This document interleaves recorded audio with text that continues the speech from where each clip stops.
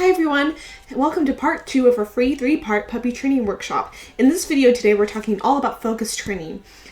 When most puppy owners think about training their puppies, a lot of the things that come to mind are the basic obedience exercises like sit, down, stay, loose leash walking, come, those sort of things. And while those are great and amazing, and I totally think everybody should train their dogs to do those, but what your puppy needs more than that, what he needs more than those basic obedience, is he needs focus training.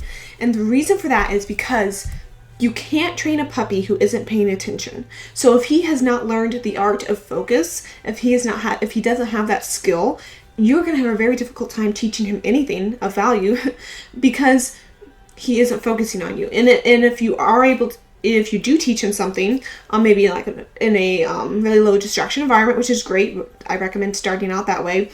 But when you start to take it into more distractions, if he doesn't have that skill of focus, it's going to be very difficult for him to pay attention to you and therefore be able to obey any cues you give him. So focus training is very important because basically all of your other training hinges on it.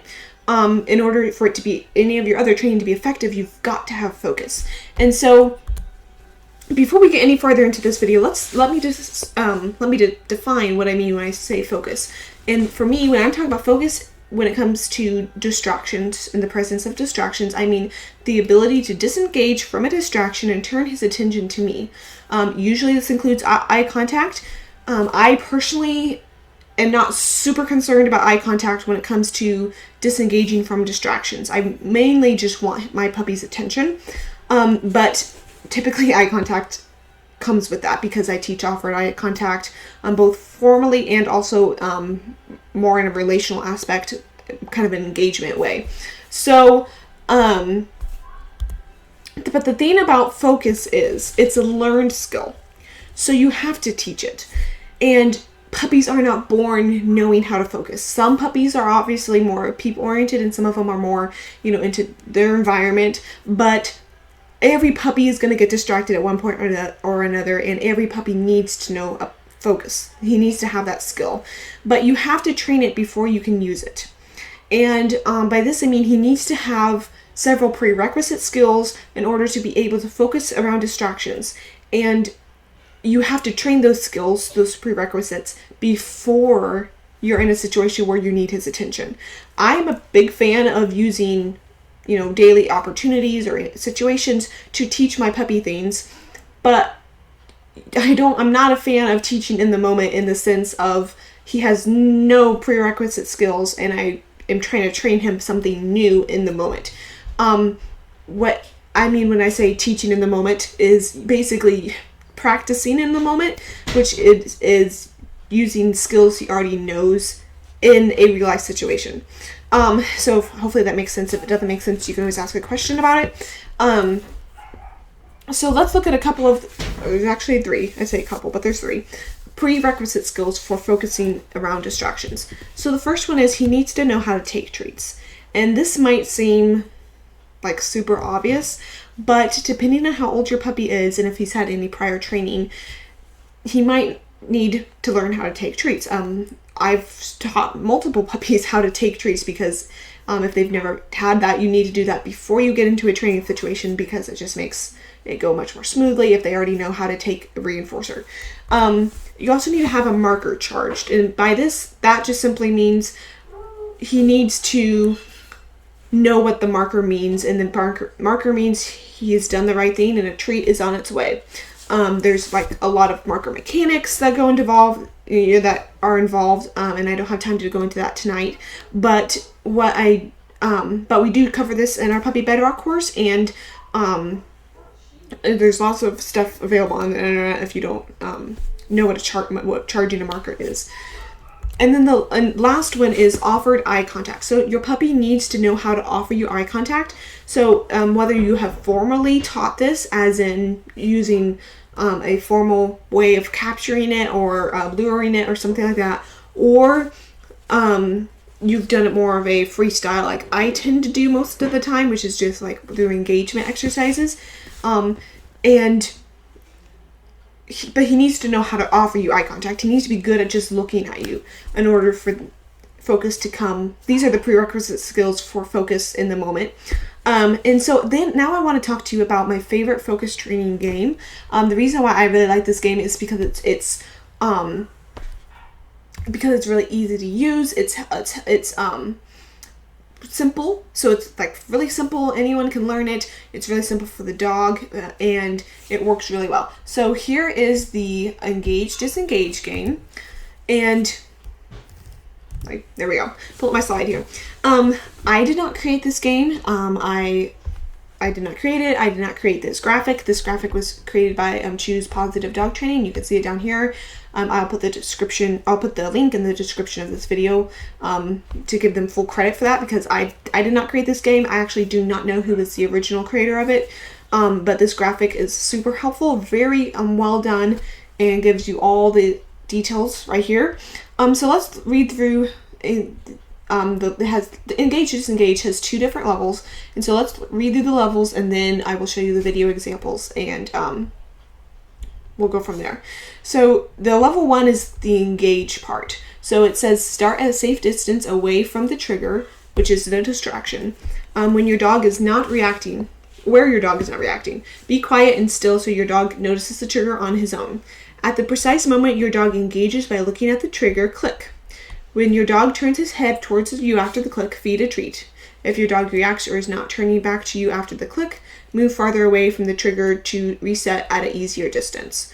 So the goal of this first level, of level 1, is to do at least 3 to 5 repetitions in a row at the same distance before moving on to level 2. A successful repetition is when your dog immediately turns back to you after the click. So this, yes, you are clicking your dog, or clicking and treating your puppy to look at a distraction, but you move on from that goal, from that level pretty quickly to the next level, which is the disengage part, which says let your dog notice the trigger again, but now wait 1 to 5 seconds to see if he will offer to look away from the trigger on his own. If your dog is fixating on the trigger for longer than 5 seconds, go back to level 1. At the precise moment your dog disengages by looking away from the trigger, click. After the click, feed a treat. If your dog reacts or is not turning back to you after the click, move farther away from the trigger to reset at an easier distance. So the goal for level 2 is to do at least 3 to 5 repetitions in a row before moving 1 to 5 steps closer to the trigger. A successful repetition is when your dog comfortably disengages with the trigger on his own. So those are the instructions. Let me bring up the videos. So this is Xerxes, and we are doing Disengage level 1. There's somebody on this walking path back behind us, and you can't see them yet. And I'm trying to get him in a position where he'll look at them, because he was offering too much focus. There you go. I hope the audio is coming up on this, because I can't hear it, but I'm assuming you can.